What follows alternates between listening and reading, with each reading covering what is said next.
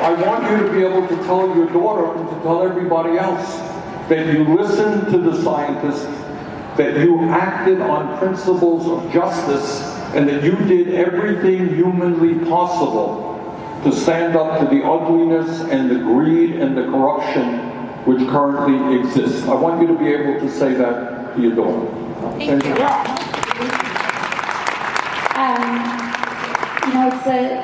It's a tough question. I know that when I was running in my primary, there were a lot of people who would ask me, before the primary happened, it was a long shot, and we were looking like we were going to lose.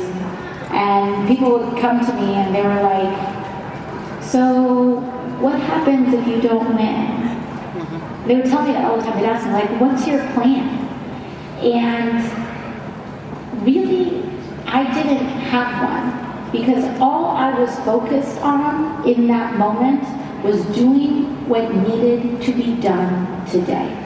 And so I don't have an answer for you on what we tell our children if we failed, because all of my heart and all of my mind is focused on not letting that become a reality. And that's how we all need to operate.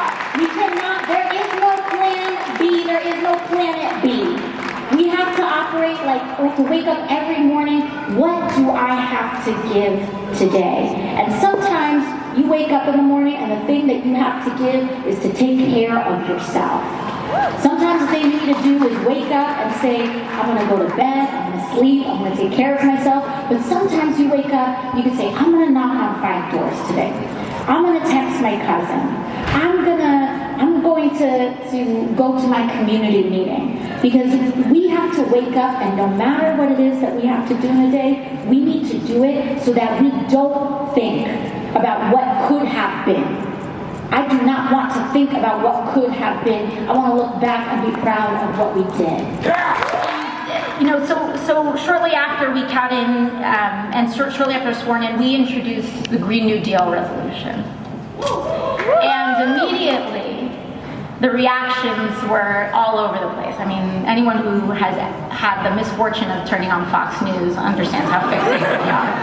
And but it is very powerful, because since then we've had several hearings, and we've known and seen almost a conspiracy in a way, because ExxonMobil knew exactly what was happening and exactly what was going to happen in the 1970s. That's right. Let's talk about the truth. Let's talk about brass tacks.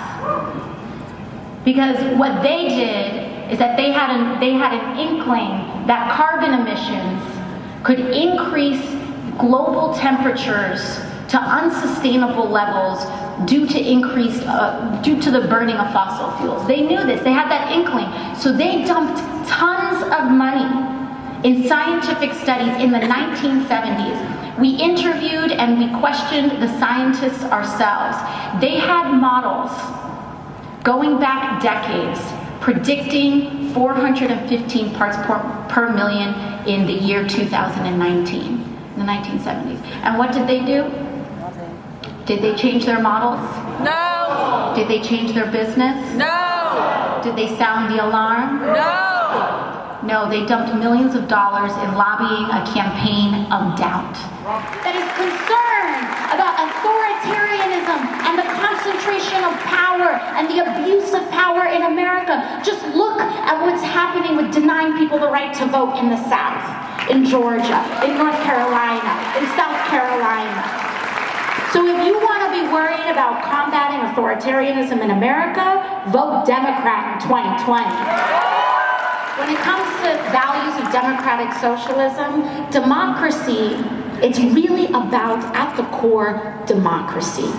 Democracy in our republic is a profoundly good thing.